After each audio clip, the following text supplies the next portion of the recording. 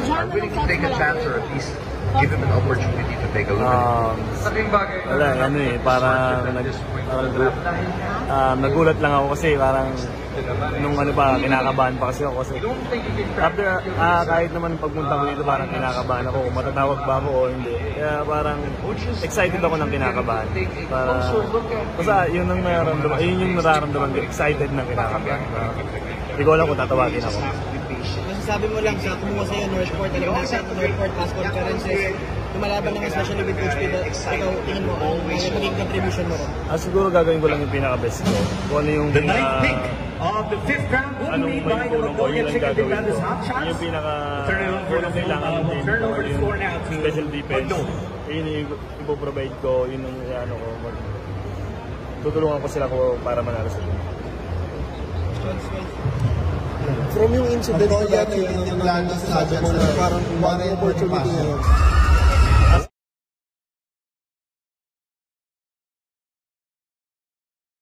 Hello po mga ka-viral and welcome back to this YouTube channel. Latest update na naman tayo. Usap-usapan sa ngayon ang di umano'y relasyon ng controversial na basketball player na kamakailan lang ay sinuspindi at kinuna ng lisensya ng sports committee dahil sa pagkasangkot sa ilang beses na insidente at gulo sa loob ng basketball court at kamakailan lang na insidente ng tangkang pamamaril sa kalye na si Jan Amores at ang vice-presidente ng bansa na si VP Sara Duterte. Una nang napabalita na nagpadala di umano ng sulat ang Vice President kay Jan Amores pagkatapos na ito'y masangkot sa gulo. At noong nagdaang araw ay nagpunta itong basketball player na si Amores kay Boss Toyo upang ibenta ang suot nitong jersey nung ito'y nanuntok sa loob ng court at ang sulat na pinadala pa sa kanya ng pangalawang pangulo. At nagkasundo nga sa presyo itong si Amores at Boss Toyo para sa jersey at sulat. Samantala itong vlogger na sobrang malaswa magsalita at isa sa mga haters ng mga Duterte na pinangalanan na si Romel Orcolia ay tahasang minura at pinagbibentangan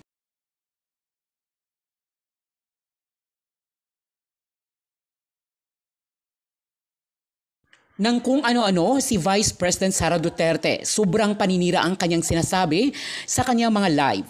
Saad niya ay binilhan di umano ni VP Sara itong si Amores ng isang gasolinahan na nagkakahalaga ng milyon-milyon. Dagdag pa niya ay tinawag niyang kung ano-ano. Si VP Sara, mabibigat na maaligasyon ang kanyang sinasabi sa kanyang live na hindi magandang pakinggan. Kinwestiyon niya kung saan umano dinala ni VP Sara ang mahigit 100 milyon sa loob lamang ng 11 days. Narito ang mabibigat na maaligasyon ni Orcolia hinggil kay VP Sara Duterte. Ano man ang opinyon niya ay hindi ibig sabihin na ganun din ang opinyon ng may-ari ng channel na ito. Naalala niyo pa ba ang bayan ang isiniwalat ni alias Rene? Na itong si Sara Duterte ay bit yung bag na may lamang baril galing kay Kibulok. Naalala nyo tang bayan yan? Diba? Naalala nyo tang bayan ang isiniwalat ni alias Rene sa Senado? Na itong mag-amang Duterte ay daladala yung bag na may lamang baril na galing kay Kibulok. Si Kibulok ang supplier ng baril sa mga Duterte. Ngayon tong bayan, kinabukasan ba yun o ilang araw, sumagot itong si Sara Butangira. Sumagot itong si Sara Impacta. Sara na walang H, sinungaling. Sarang sinungaling. Sara na walang H, sinungaling. Sumagot siya. Ang sabi niya, hindi raw katakataka kung marami pa raw lalantad na magdidiin laban sa kanya. Di ba? Naalala nito ba yan? Di ba ganyan ang paliwanag niya? Kasi marami daw, bilang vice presidente raw, marami daw kasi naghahangad na magiging presidente. Kaya marami daw maninira laban sa kanya. Hindi raw katakataka yan. Naalala nyo itong bayan? Di ba yan ang sagot niya? Hindi niya sinagot kung tutubang nagbit-bit sila ng bag na may lamang baril galing kay Kibulok. Hindi niya sinagot yon. Ang sagot niya iba. Di ba? Nakita niyo na tang bayan ng linyahan, iba ang sagot niya. Marami daw, hindi raw nakapagtataka at marami pa raw lalantad para ebidensya kasi marami daw Marami daw nangangarap na maging presidente. Kasama naman siya, isa rin siyang nangangarap, di ba, Taong Bayan? Kaya nga pilit nila si Marcos Jr., di ba? Kasi nangarap din si Sara maging presidente. Si Sarang Butangira, si Sarang Ulol, si Sarang Manyak. Oh, nakita niyo na Taong Bayan. Ngayon Taong Bayan, ito, lumabas ngayon Taong Bayan na si Sara Duterte ay mayroong kabit na isang basketballista, matangkad, guwapo, at maganda pangangatawan. Kung sa madaling sabi, Mr. Suabe. Mayroon pala si Sara Duterte may na isang Mr. Suabe na basketballista. Mr. Suabeng basketballista. At binigyan niya ng gasoline estasyon. Hindi biro Taong Bayan, hindi biro magtayo ng gasoline estasyon. Milyon ang gagastusin dyan, milyon. Hindi may paliwanag ni Sara kung saan niya nilustay, kung saan niya dinala ang 125 million sa loob ng 11 days. Yun. Doon pala, pinapatayo pala sa gasolinahan sa lalaki niya. Sa kanyang Mr. Suabe na basketballista. Ngayon Taong Bayan, ang paliwanag naman ni Sara, yan alam nyo na. Vice Presidente kasi ko, kaya hindi na nagkapagtataka dyan kung maraming maninira sa akin. Ganyan na sabihin yan. Pero kahit anong sabihin ni Sara na walang sinungaling, lantan na Taong Bayan yan.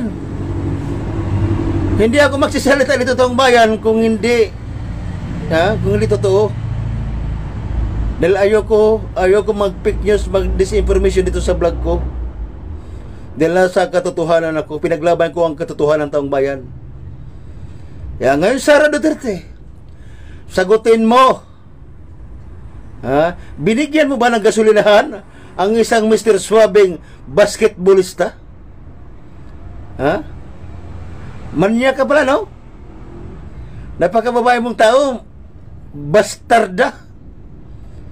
Bakit Sara Duterte? Nakukulangan ka ba sa asawa mo at naghanap ka ng ibang lalaki? Nakakaya ka? Government official ka? Tapos di ka nahiya nang lalaki ka? Nangangabit ka? Bakit? Maliit ba yung tambutso ng asawa mo? Naliitan ka ba sa tambutso ng asawa mo? Kaya naghahanap ka ng malaking tambutso? Ano Sara Duterte? Naghahanap ka ng malaking tambutso? Yung magaling yung magaling bumuga, di ba? Naghahanap ka ng malaking tambutso na magaling bumuga. Kaya ngayon bukang-buka ka. Sara Duterte, bukang-buka. Kaya nakapagbigay agad ng gasolina estasyon dahil bukang-buka pala siya, bukang-buka. Binugahan ng malaking tambutso. Binugahan pala si Sara Duterte ng malaking tambutso, kaya bukang-buka. Kaya nagbigay agad, nagregalo ng gasolina estasyon. Wow! Saan mo kinuha Sara Duterte?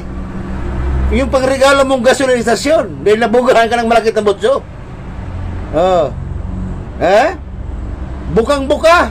Bukang-buka si Sara. Bukang-buka noong nabugahan ng malaking tambutso. Kaya nakapagbigay siya ng gasolina estasyon sa lalaki. Wow! Hayop ka. Pagbabae mong tao. Hayop. Napababae mong tao, hayop. Walang hiya. Hayop talaga. Walang hiya na sinungaling pa. Nabugahan ng malaking tambutso. Kaya bukang-buka. Atin si Vice President Leni Robredo at itong si Sara na walang H Duterte. Pagkumparahin natin sila Taong Bayan kung sino ang pinaka-the best na Vice Presidente. Unahin natin si Sara. Si Sara na walang H. Si Sara na walang H na butangira, impacta, buba. Yes, buba.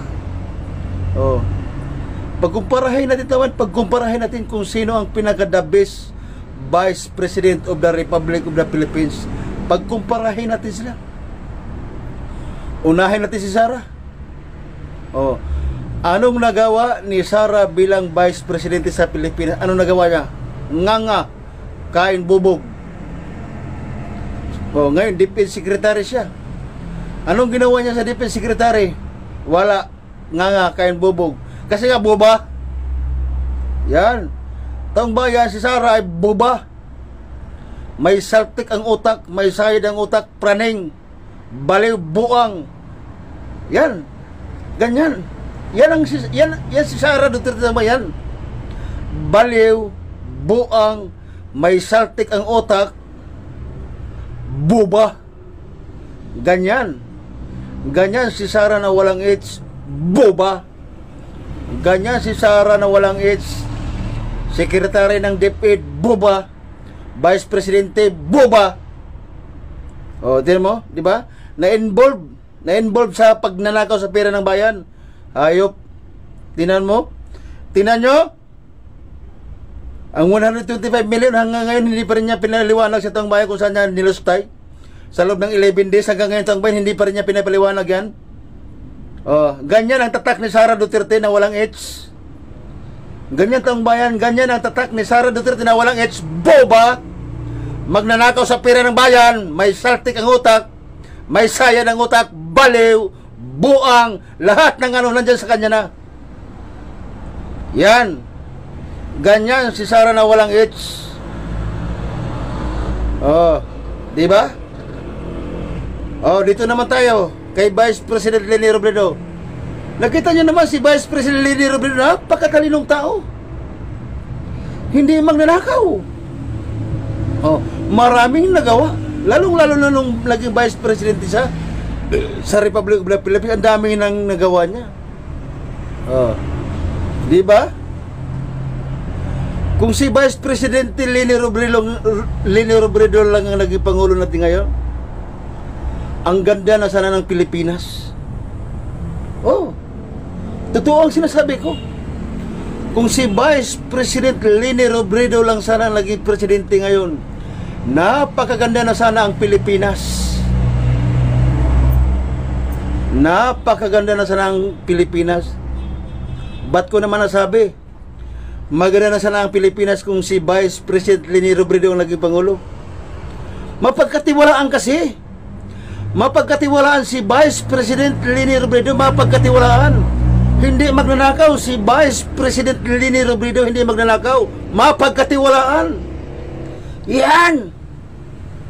Kapag ang isang tao mapagkatiwalaan, oh, di ba? Yan. Kailangan kasi ang mamumuno sa bansa natin yung mapagkatiwalaang tao. Ikaw ba, may negosyo ka, kukuha ka ba ng tao na hindi mapagkatiwalaan? Oh, yun lang for example ko. May negosyo ka, kukuha ka ba ng tao na hindi mapagkatiwalaan? Siyempre, hindi. Oh. Ganyan ang tatak ni Vice President Leni Robredo. Mapagkatiwalaan si Vice President Leni Robredo. Nakita nyo naman. Diba, nakita nyo, ang dami siyang project kahit ngayon, kahit wala na sa government. Ang dami niyang nagawa ngayon. Oh. Kaya yan ang sinasabi ko taong bayan. Kung si Vice President Leni Robredo sana ang naging Pangulo ngayon, napakaganda na ang Pilipinas. Kung siya lang ang naging Pangulo ng bansa natin ngayon sa Pilipinas, si Vice President Leni Robredo, napakaganda ng Pilipinas sana ngayon. Dahil mapagkatiwalaan si Vice President Leni Robredo, yun ang maganda. Mapagkatiwalaan. Hindi magnanakaw si Vice President, hindi magnanakaw, mapagkatiwalaan. Yan, pero si Sara, hayop, butangira, magnanakaw, hayop. No, impakta, buba. Napaka-buba mo, Sara. No, nakita nyo na? Buba si Sara Duterte, buba. Magnanakaw, hayop. Sa kanya, kay Juan Ponce Enrile, dangerous precedent yan. Ibig sabihin, hindi maganda yan. Kung mangyayari dyan, sino mang presidente ay pwedeng ma-hostage ng Iglesia ni Cristo. Oh? Kasi kapag ang Iglesia ni Cristo may hindi sang-ayon sa desisyon ng presidente, mananawagan lang siya ng ganong rally dahil naman ang mga miyembro niya ay sunod-sunuran sa kanya kahit nga sa pagboto, walang kalayaan ng mga miyembro, ay lalo pa sa pag-rally-rally na ganyan. Dahil walang kalayaan ng mga miyembro, yan, nagrarally sila ng ganyan, kaya nilang mag-mobilize ng ganyan karami. So, pag ganyan, ginagamit yan ng INC, yung mga ganyang rally-rally na yan, mapipilitan ang presidente, hindi na magkakaroon ng tamang desisyon ng presidente. Kasi, mahuhostage na siya ng INC. Dangerous precedent yan. Ayon kay Juan Ponce Enrile. Hindi tama yan.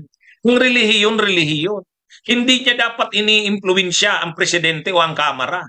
Hindi tama. Kasi sabi ni Juan Ponce Enrile, dangerous. Ibig sabihin, mga kabunyog, mga kababayan, we will incur a very detrimental precedent. Ibig sabihin, mapaminsala. Hindi maganda sa demokrasya yan kasi presidente magiging hostage. Magiging hostage. Kumbaga, sa ganyan lang na sitwasyon, mababago na ang desisyon ng presidente. Sa ganyan na sitwasyon, mababago na ang desisyon ng kamara. Ay hindi maganda yan sa takbo ng demokrasya. Kaya tama yung punto ni Juan Ponce Enrile.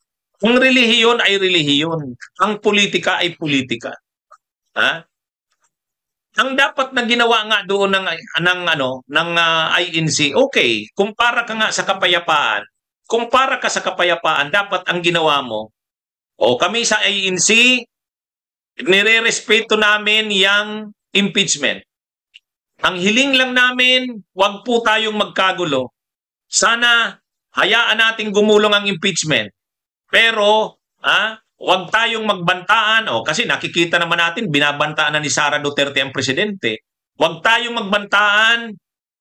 Wag din tayong manawagan ng mga people power.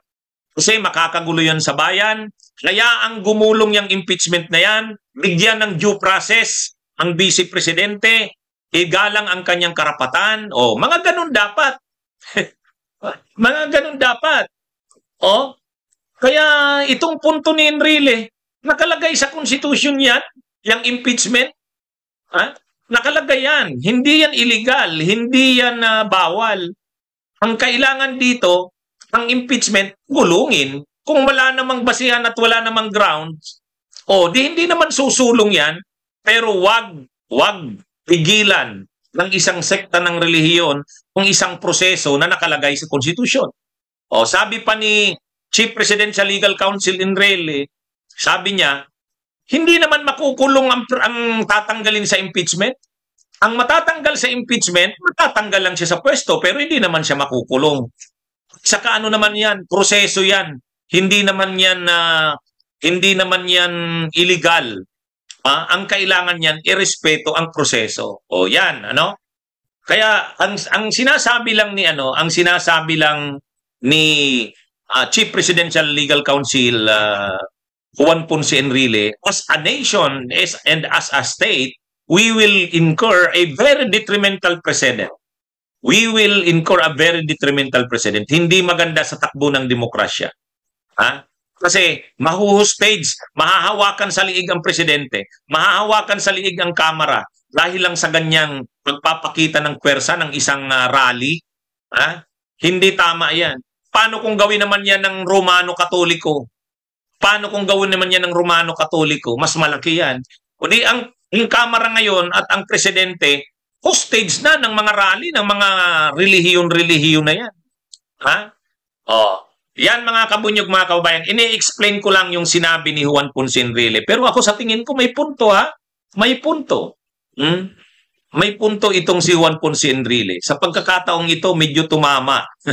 Sa maraming pagkakataon, nagkukomentaryo ako dyan kay Juan Ponce Enrile. Pero mukhang yung wisdom niya. Yung wisdom niya, dahil matanda na nga siya. Magwa 101 na yata yan. Magwa 101 na. Pero yung wisdom ng sinabi niya, maganda. Dangerous. Detrimental. Detrimental. Ibig sabihin, hindi maganda. Yan mga kabunyog, mga kababayan? Ito? Parang, kasi kung peace rally lang yon, okay lang. Kung peace rally. Pero dapat, kung peace rally, ang sinasabi dapat doon, kung peace rally yon, dapat, ang panawagan doon, hayaang gumulong ang impeachment. hayaang gumulong, pero irespeto ang lahat. Irespeto ang proseso. Ibig sabihin, wag bibigyan dapat ng pagkakataon si Sara Duterte. Kumuha siya ng abogado, kumuha siya ng mga ano niya. Walang mananawagan ng mga kaguluhan. Wala ring magbabanta na papatayin si ganito o ganyan. Para manatiling tahimik. Ibig sabihin, gugulong yung impeachment ng mapayapa. Yun ang tamang Yun ang tamang peace rally. Yan ang tamang peace rally. Kaya yon, kahit sinasabi pa nilang walang pinapanigan yung rally na yon, mayroon yun. Yung pinipigilan na yon ay ang impeachment ni Sara. Impeachment ni Sara. Yun ang pinipigilan nun. Yun ang sinasabi ni Juan Ponce Enrile. Bakit mo pipigilan ang impeachment? Nakalagay yan sa konstitusyon. Bakit mo pipigilan? Pag inalis mo yung impeachment, ano pa yung proseso para mapanagot mo ang mga posibleng may tiwaling nagawa sa bayan? Ang trabaho, ang gagawin dapat ng mga inaakusahan ng katiwalian, idepensa ang sarili nila. Bigyan sila ng pagkakataong idepensa ang sarili nila. So yun, hindi yun kaguluhan. Yun ay pagpapanagot. Ngayon, kung wala naman talagang sala, ay irespeto din yan. Ibig sabihin, yung mga nagtutulak din ng impeachment, kapag naman hindi na patunayan, di irespeto rin ng mga nagtutulak ng impeachment. So ang punto dito, ang impeachment ay hindi dapat pinipigil. Dapat hinahayaang gumulong yan. Kasi ang impeachment ay isang proseso na nakalagay sa konstitusyon. Kaya sabi ni Juan Ponce Enrile, babaguhin na ba ang konstitusyon? Dahil lang sa mga rally-rally?